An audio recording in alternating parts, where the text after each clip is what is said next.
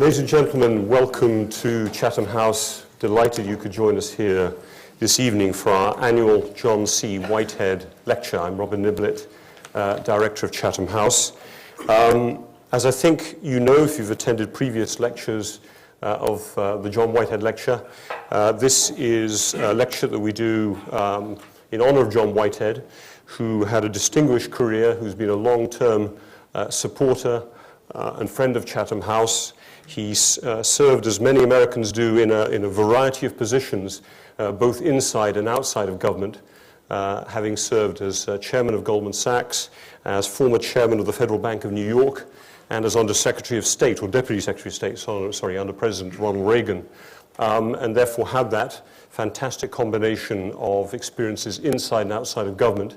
And core to his time in government was a focus on the transatlantic relationship and maintaining it strong through his period both inside and outside of government, and also a special focus on the UK-US relationship, which had always been a key area of interest and concern for him, and one of the reasons that this lecture focuses on that topic. And I'm especially pleased, therefore, that this year we have the Right Honourable Sir John Major delivering the John Whitehead Lecture, speaking appropriately about America, Britain and Europe, an evolving relationship, and a relationship that's under particular interesting stresses and strains today, as are all aspects of international relations. But we're delighted that Sir John could take the time to join us. Very hard to know how to do an introduction to Sir John, who is obviously well known to everyone here, but as he and I discussed, it's wonderful when you can do a short introduction that still hits on very important points in somebody's career, and a distinguished career at that. He became a member of Parliament in 1979 and had an early position as Minister of State in the Department of Health and Social Security, but then following the 1987 election, he became Chief Secretary of the Treasury, went on to become Foreign Secretary and then Chancellor of the Exchequer before becoming Prime Minister in 1990. An eventful and exciting period as Prime Minister, as it is, I think, for all Prime Ministers, but he has a wealth of experience concerning all aspects of foreign affairs for the UK, but especially the transatlantic relationship, which was a core part of his action, both as Foreign Secretary, but also as Prime Minister. He's maintained those linkages and interests, both as patron of the Atlantic Partnership, until last year, I think 2010, as chairman of the Ditchley Foundation, and now, very much to our delight and honour, as one of the presidents of Chatham House, a position that he took up last year. Sir John, thank you very much for taking the time to come and join us. This meeting is on the record, as you might expect, and we do have a reception afterwards. We might let the meeting tip over, as I've spent a long time on introductions, maybe to 7:05, maybe drifted a few more minutes after that if everyone could be patient, but I think we'll have a lot of interesting questions and a chance for conversation after his remarks. But Sir John, thank you very much for joining us. We look forward to your comments. Thank you, Robin.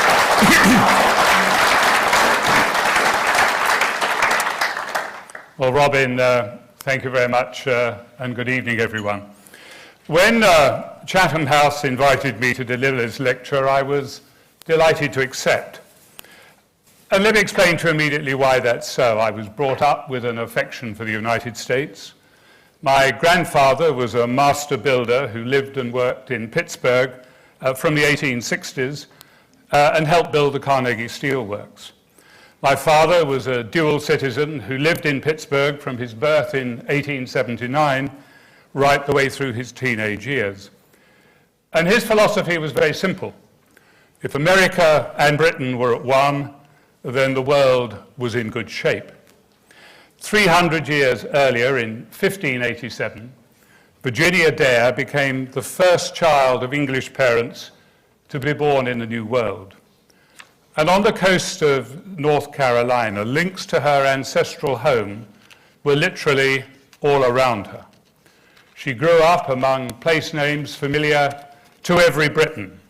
The road between the early settlements at Roanoke and Jamestown passed through Suffolk, Gloucester, Portsmouth, the Isle of Wight, York, and Surrey, all quaint reminders of 16th century England. Subliminal links, perhaps, but evocative ones.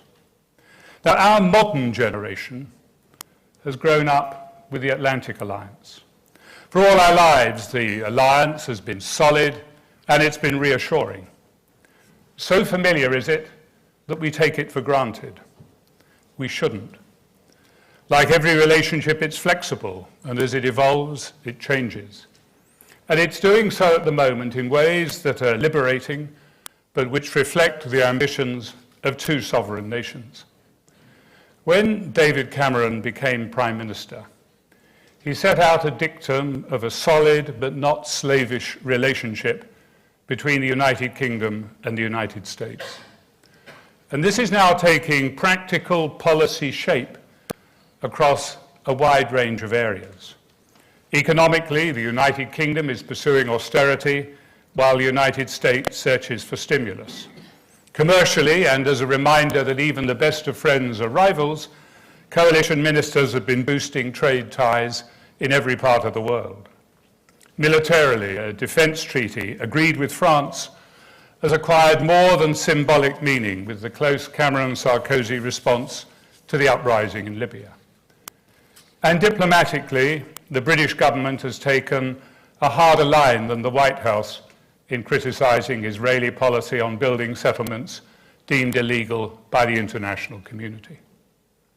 Now, some people will worry about these distinctions in policy. They needn't. One of the strengths of the UK-US alliance is that over many years it's been able to withstand irritants, squabbles, and even fierce disagreements. Suez in 1956, the cancellation of Skybolt, and Dean Acheson's disparaging West Point speech in which he asserted that Great Britain had lost an empire and not yet found a role. He went a little further in fact, he added, Britain's global role is about played out. There have been differences over Vietnam and arms embargoes in the Balkans, but none of them caused a permanent rift between the United Kingdom and the United States. And when one looks at policy between the Atlantic partners, it is a mistake, a simplification that deceives, to focus only on the United Kingdom and the United States. For a long time, a third partner, continental Europe, has been material to the relationship. And today, in a world of global transition, so is Asia, especially China and India. And the dynamic of new growing centers of power impacts inevitably upon the Anglo-American relationship. Now, these days, America looks increasingly to the Pacific. As the wars in Iraq and Afghanistan wind down, I expect this shift to accelerate. Both Leon Panetta and Hillary Clinton have explicitly foreshadowed this new focus. And it isn't difficult to see why. The Pacific is the growing center of gravity for future global growth. It's an area of expanding population and market, and it's the essential force driving global trade. This has changed its profile, and every nation, and most certainly the United States, needs to take account of that. The fact that China is now the owner of over 25% of American government debt simply illustrates a reality few people believed they would ever see. The point is simple. No one can afford to ignore Asia. However well-disposed any US president may be to his ally across the Atlantic, he must be concerned primarily with the well-being of his own nation. And as wealth and financial power move to the Pacific, new trade and political relationships will be forged, hopefully friendly ones. In China's case, of course, America will also have a wary eye on regional ambitions and military capability. No one should be surprised at this evolution. And nor should we shrink away from nuance in policy and sometimes outright disagreement. The tide of history can point friendly sovereign nations to different conclusions. It's inevitable, and I would argue that it's healthy. The Anglo-American relationship is a living entity. It would be a mistake to preserve it in aspic. It's about self-interest and mutual regard, and to drape it in sentimentality is to undervalue it. Too often, far too often, people talk of a special relationship. Every president is advised to use the phrase, and very courteously does so. But although not intended to be so, it is rather a patronizing term. President Obama, a post-war child and a post-Cold War politician, appears to the British and European eye to be less Atlanticist than his predecessors. I don't say that to criticize, I merely observe it as fact. The president can't ignore the changing world. He'd be failing in his duty to his own country if he did so. And he's likely to be followed by many presidents who must also take account of strategic realities, however bound emotionally they may be to the ties of the special relationship. I think it's time to consign this phrase to history. We don't need it. Despite self-interests that may be diverging in some ways, what binds Britain and America together is tangible and reassuring. We do a lot of business together. The United Kingdom is the largest single foreign investor in the United States, and we even have the good sense not to buy their golf courses. We are huge trading partners. Our citizens are familiar with one another. Millions and millions of tourists travel back and forth across the Atlantic each and every year. We have strong cultural ties. Our shared tastes in music, film, theatre, television keep us close together emotionally and psychologically. This comes so naturally, we're barely conscious of it. I wonder, for example, what proportion of people protesting outside the United States Embassy at any given moment head home via Pizza Hut or Kentucky Fried Chicken, stopping off on their way to pick up a Budweiser beer before settling down to watch yet another rerun of Friends on their television set. Now, these shared cultural tastes, generously I refer to them as cultural tastes, these shared cultural tastes are mirrored by shared political views. Our respective outlook on the world, our ambitions for it, are not identical, nor could they be, but they are strikingly similar. Security and intelligence cooperation is profound, is vital, and is deep. When I first attended meetings between British and American military commanders, I was astonished at the free and easy exchanges between them. Secrets they would fiercely shield from third nations, and sometimes I thought from ministers, were discussed without inhibition. Now, our joint Anglo-Saxon sensibilities place great importance on respect for the individual, the virtues of prosperity, the rule of law, and the liberty of progress for all.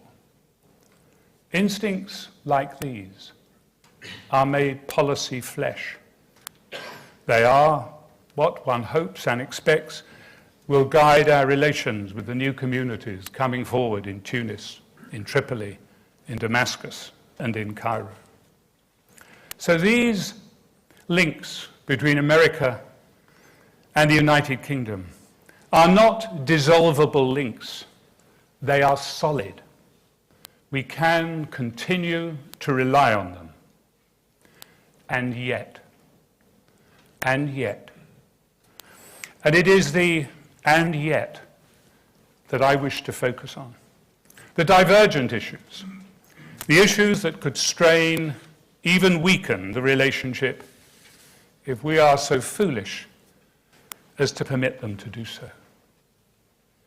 There's an old Arab proverb, "My enemy's enemy is my friend." It reflects a basic tenet of human behavior. But what happens to friendship when the enemy is no longer a threat? There is no longer a credible Soviet threat to bind us together. What does that mean for NATO? For 62 years, NATO has been the guarantor of security and freedom in Europe. Since the Soviet Union fell apart 20 years ago, its role has been problematic. We know we need NATO, but we can't quite identify why. And this has led to a progressive diminution of the European input into the alliance.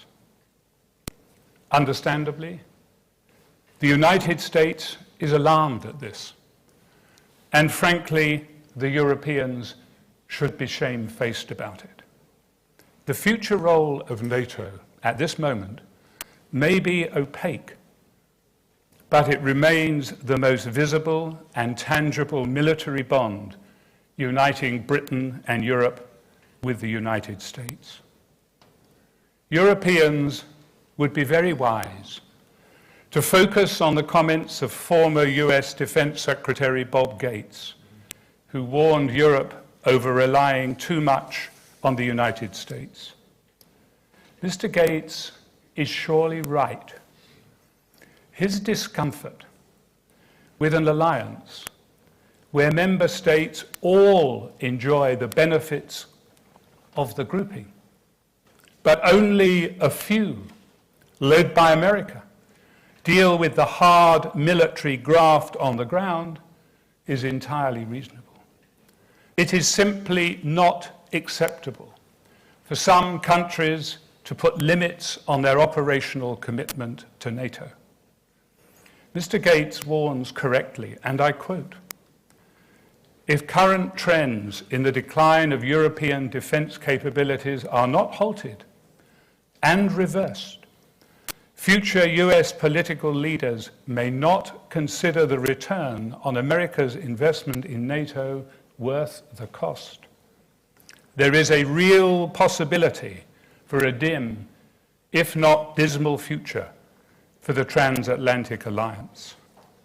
Thus, the former Defense Secretary.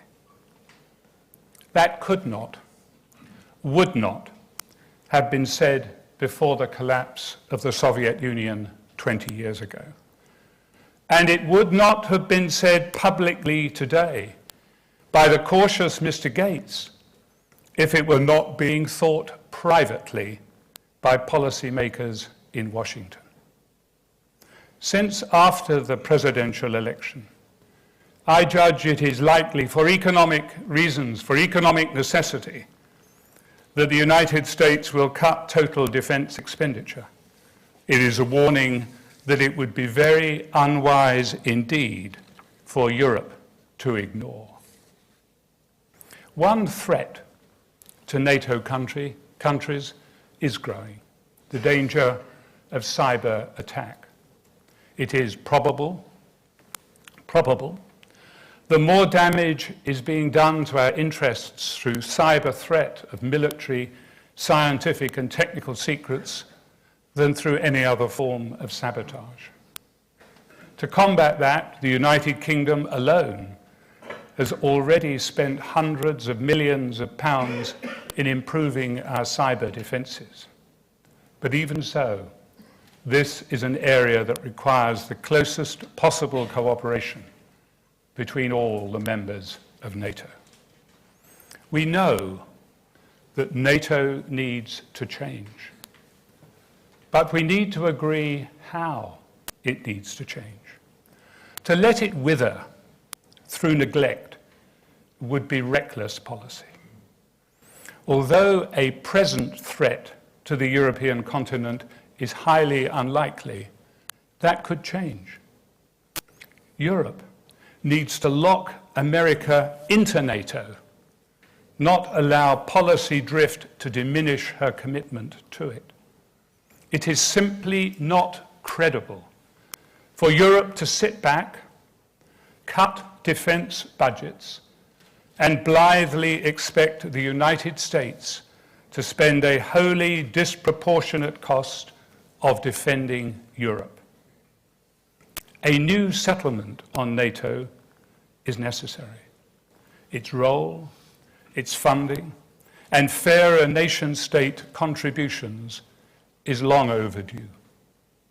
Mr. Gates expresses American frustration. But as American eyes are drawn increasingly to the East, it is Britain and Europe, in their own interests, who ought to be arguing most for early and definitive decisions on the future commitment of NATO to Europe. Now, there are other potential fissures we should not ignore. In America, which I visit regularly, I detect a contempt for what they see as feeble European policy. In Europe, I see a similar disregard for aspects of American policy, as well as a lofty disdain for its criminal justice system with its harsh penalties. Some disagreements may be peripheral, but the mutual distaste is tangible. Economic management is a damaging area of friction that could get worse. The United States blames the global slowdown in large part on the ongoing euro crisis. Governor Romney attacks President Obama, saying, and I quote, "His answer is to borrow money just like Europe. Europe's answers are not the right solutions." Thus, Governor Romney. This remark is not intended to be flattering to Europe. Indeed, it's dismissive, and perhaps with reason. A series of top-level meetings have failed to damp down a crisis that is having a worldwide impact. But this disregard is two-way traffic. Europeans point derisively at Lehman's collapse and its aftermath. When US Treasury Secretary Tim Geithner told Europe to get its act together over Greek debt, he was met with a mixture of public indignation and private scorn. There was much talk of pots and kettles.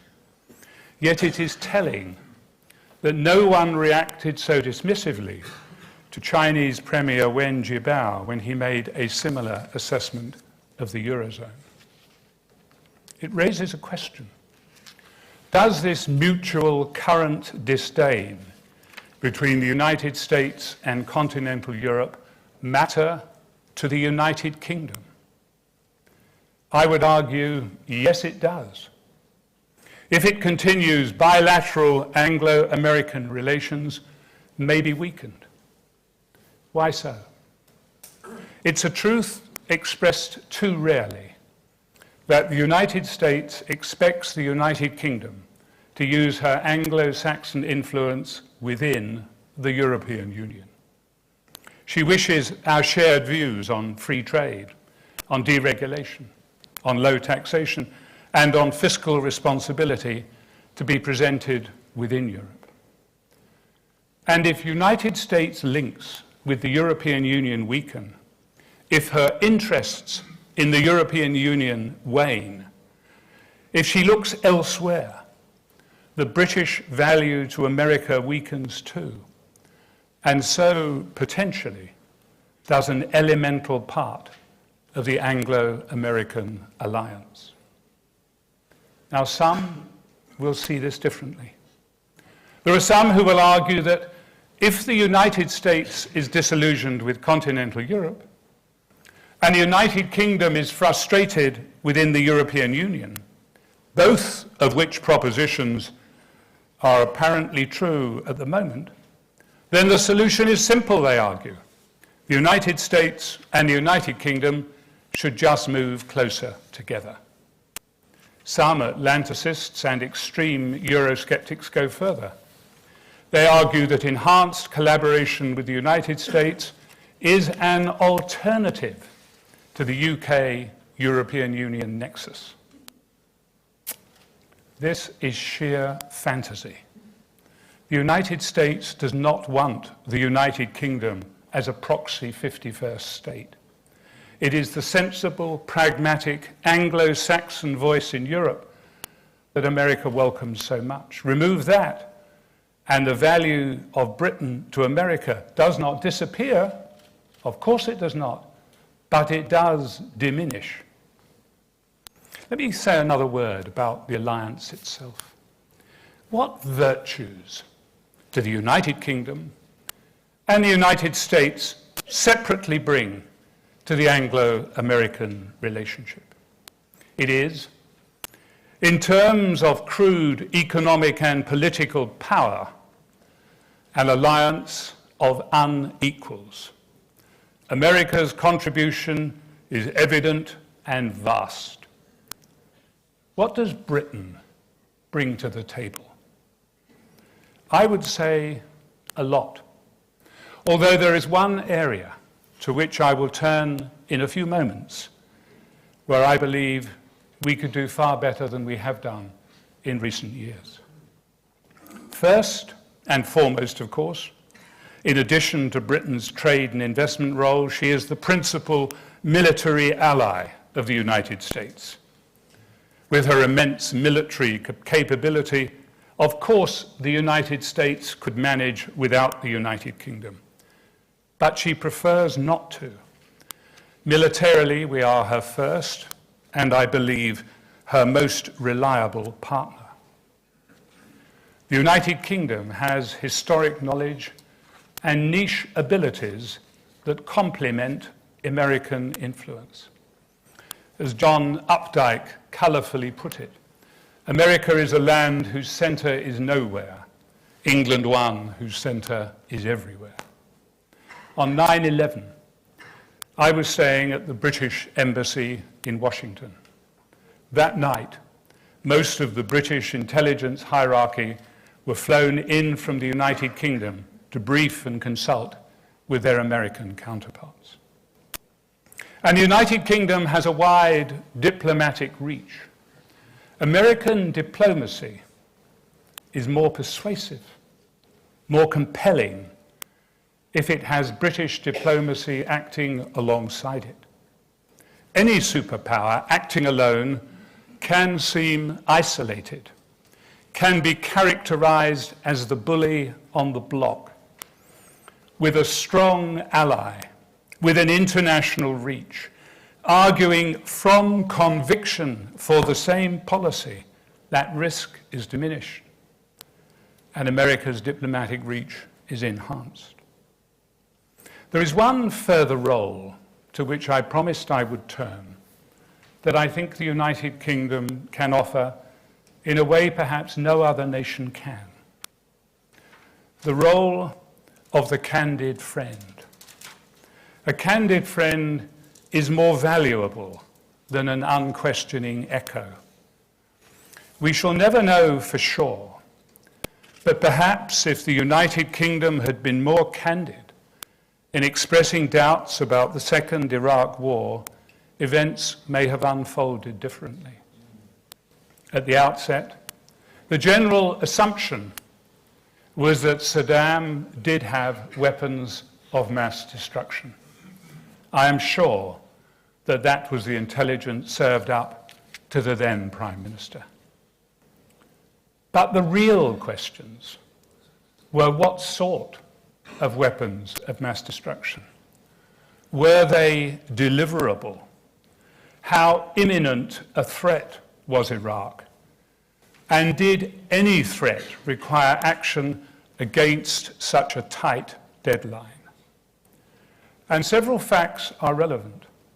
On the basis of an international atomic energy assessment, the United Nations Security Council almost closed its file on Iraq's nuclear program in the late 1990s. And as we now know, the British government were advised in 2002 that Saddam's nuclear program was frozen and that Iraq was at least 5 years from producing a usable nuclear device. With that information, a candid friend might have cautioned against precipitate, I emphasize precipitate action, but they did not. Upon mature reflection today, I would argue that the United Kingdom's apparent unquestioning support for the United States did not serve either country well. We could have done much better. Close as we are, we do not have to march in lockstep. Our relationship is such that we can and should sometimes strike an independent stance, as in the recent air campaign over Libya. The United States was heavily involved, but it was the British and the French who took the diplomatic and military lead. We might want to get used to such independence, especially in our dealings with large parts of the Muslim world. It may be helpful and sometimes prudent for the United States to lead from behind in some circumstances. We cannot and must not place the burden of leadership unfailingly upon the United States. Others should share the responsibility where they can. I believe that the United Kingdom and Europe could also take a more proactive role in the Middle East peace process. The Quartet has not made advances. Indeed, after a total of 20 years negotiation, we seem as far away from a solution as ever. But it seems to me, as I look forward, that Israel needs a settlement every bit as much as the Palestinians. The present sour atmosphere, worsened by Israeli settlement policy, is isolating Israel. And if the Arab Spring does lead to more democratic governments in the Middle East, will isolate her further, and perhaps dangerously so. This is unwise policy. In the last few days, we have seen the IAEA report. The report confirming that Iran is most probably developing a nuclear weapons capability. I believe this justifies a tough international response. I would suggest upgrading the present sanctions on proliferation to incorporate more financial sanctions, sanctions on their oil and gas industry, as well as the designation of named individuals involved in the weapons program. Ideally, these would be United Nations sanctions. But if, as is probable, China or Russia block that, European Union sanctions would be a good fallback. It would be a tragedy if hostility to Israel inhibited that. Israel may feel alone, but in truth she is not. But she does need to mobilize international support and not alienate it. There are many reasons why we need progress on the Middle East peace process. UNESCO's decision to admit Palestine as a full member state, despite diplomatic pressure not to do so from America and the loss of a $60 million budget payment from the United States, that is an indication of widespread unease over the present impasse in the peace process. Entry into UNESCO is likely to be followed by Palestinian applications to the World Health Organization and other United Nations bodies. Now, this rejection of American policy, for that is what the UNESCO decision amounts to, is an indication that much of the world blames the present stalemate, in part, on internal politics within the United States. No doubt, because of American power, this point is only put sparingly face to face to American policymakers.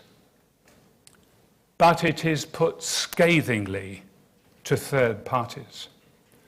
Once again, the candid friend should tell their friends in the United States that this is what is being said in almost every part of the world. We might, too, be more candid with Israel. At present, their policy, and that of the quartet, Israel are not alone in this, is not to engage with Hamas, who, as senior Israeli ministers absolutely correctly point out, fire rockets into Israel. I understand this view. I understand it very well, especially with the present polarization of opinion in Israel. But here, I think, the United Kingdom can offer valuable advice from direct experience. The IRA bombed Northern Ireland and the United Kingdom mainland for many years. For as long as we held the position of never negotiating with terrorists, the bombs kept coming. It was only when we engaged the IRA directly, albeit initially through intermediaries, that we began a long process that eventually led to peace. Talking and talking and talking continually, and without huge gaps for backsliding, can bring together the most intransigent positions. We won't negotiate with terrorists is clear-cut policy, and one could argue very high-minded policy. But it makes it easy for the rocket attacks to continue. The more difficult decision, surely, is to try and negotiate, even against provocation and domestic criticism. It may be the unavoidable preamble to settlement.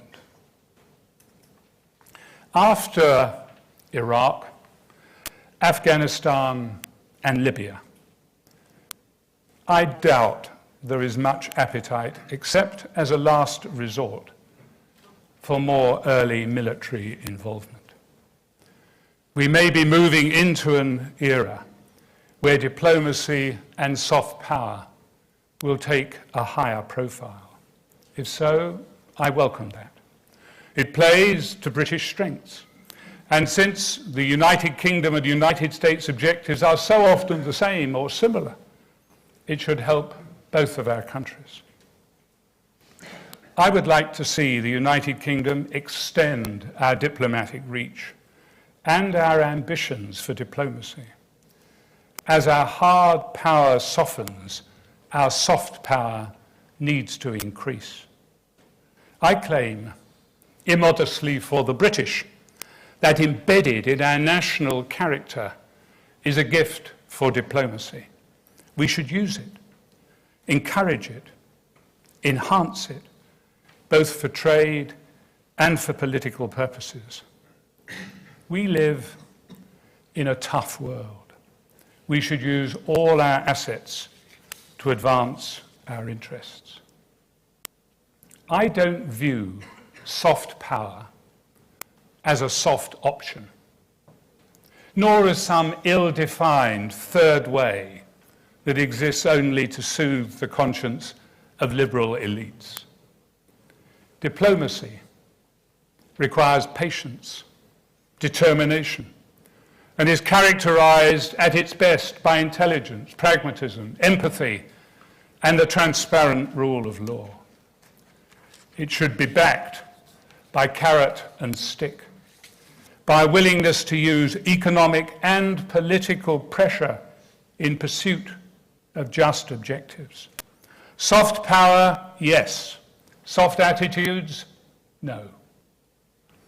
This is an area that can achieve so much for Britain and for America.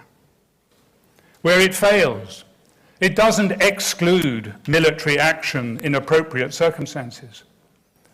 But if it precedes military action, it helps justify it. As Churchill colourfully put it, jaw, jaw should precede war, war. In our interconnected world, it is through soft power and painstaking negotiation that the really big challenges of the future are going to be resolved. Most obviously in making out-of-date international bodies relevant to our modern world. In framing policy internationally in the areas of energy security, climate change, aid policy, and peacemaking, as opposed to peacekeeping. Soft power will embrace new alliances that unite the dominant global players. At the foundation of those alliances, Britain and the United States, with their common view of the world, will be likely to stand shoulder to shoulder. And they will do so, not as the byproduct of some special relationship, but as pragmatic colleagues and candid friends who can bring others along with our shared vision for progress and prosperity for all the 7 billion of us and rising who share the same resources of the same planet. And if this comes about, perhaps even Dean Acheson will finally be confounded. Britain will have found a role. Thank you very much.